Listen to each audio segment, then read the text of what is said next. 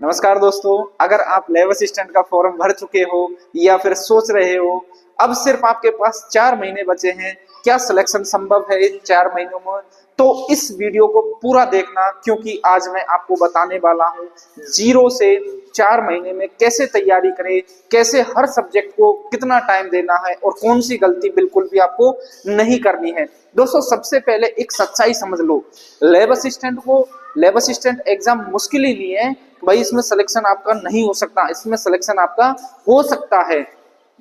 बस आपको थोड़ी सी स्ट्रेटेजी आपको अच्छी रखनी है। अगर आपने स्ट्रेटेजी गलत चुन ली है तो आपका सिलेक्शन नहीं होगा। इसी वजह से बहुत सारे लोग इसमें फेल हो जाते हैं। अगर आप रोज 6 से 8 घंटे ईमानदारी से पढ़ लो तो सिलेक्शन बिल्कुल पॉसिबल है। मैं खुद कह रहा हूं, क्योंकि ये जो एग्जाम है ये प्रैक्टिस और प्रैक्टिकल बेस पर एग्जाम है। तो आपको यह कैसे पढ़ना है, सारी चीजें आज की वीडियो में हम बात करने वाले हैं। तो क्या करना है हमको, 4 महीने अंतिम क्या रणनीति रखनी है और कहां से, अगर कोई भी, यहां मैं 2 चीजें आपसे बात करूंगा। एक बच्चा वो है जिसने अब सिलेबस कंप्लीट कर लिया है, क्योंकि ये भर्ती की डिमांड बहुत दिनों से, पिछले 5 से 6 महीने से चल रही है। तो एक बच्चा तो वो है जिसने सिलेबस कंप्लीट कर लिया है, एक बच्चा वो है जो अभी से 0 से शुरुआत करने की कोशिश कर रहा है या कर रहा है। तो अपन दोनों की बात करने वाले हैं। सबसे पहले 2 टाइप स्टूडेंट है। एक जिसने सिलेबस कंप्लीट है,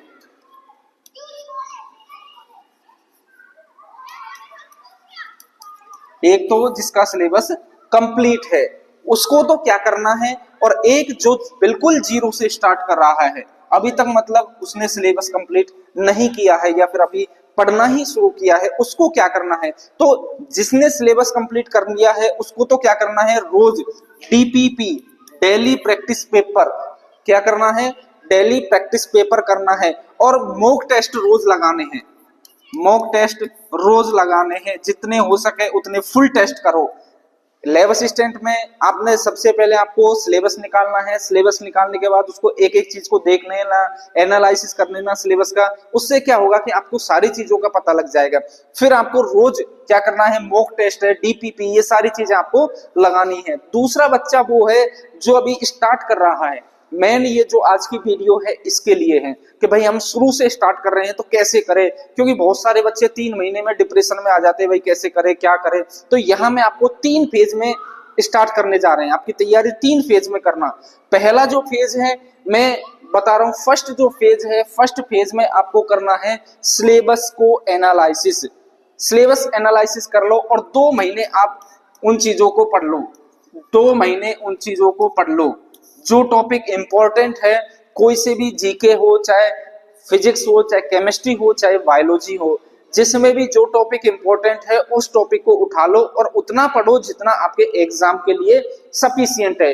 ये नहीं कि पूरी रामायण पढ़ लो, जैसे जीके में बहुत ही अथाह सागर है, जितना पढ़ोगे उतना कम है। आपको सिर्फ टॉपिक वाइज जितना सिलेबस में दे रखा है उतना पढ़ना है, ठीक है, ज्यादा नहीं पढ़ना है। जो बच्चा अभी स्टार्ट कर रहा है उसके लिए बात कर रहा हूं। तो 2 महीने आपको सिलेबस कंप्लीट करना है। 2 महीने में आपको सिलेबस कंप्लीट करोगे तब जाके आपका सिलेक्शन पास आएगा। तो 2 महीने में आपने सिलेबस कर लिया। उसके बाद में जो सेकंड फेज है, सेकंड फेज में मतलब थर्ड मंथ में आपको क्या करने हैं, जितने हो सके उतने टेस्ट लगाने हैं, जितने हो सके उतने टॉपिक वाइज टेस्ट लगाने हैं। जैसे कोई भी टॉपिक, सेल का टॉपिक, कोशिका का टॉपिक पढ़ लिया बायोलॉजी में, तो उसका हैंड टू हैंड टेस्ट दे दो। थर्ड मंथ में आपको क्या करना है, फुल मॉक टेस्ट देना है, रिवीजन करना है। लास्ट जो आपका थर्ड फेज में बता रहा हूं, फोर्थ मंथ, इसमें आपको क्या करना है, फोर्थ मंथ में आपको क्या करना है, जितना हो सके रिवीजन प्लस जो भी आपकी कमी है उसको सुधारना है। जैसे कई बार क्या होता है, हम टेस्ट दे लेते हैं, टेस्ट के बाद में देखते भी नहीं है कि भाई ये क्वेश्चन कहां से कैसे आया है।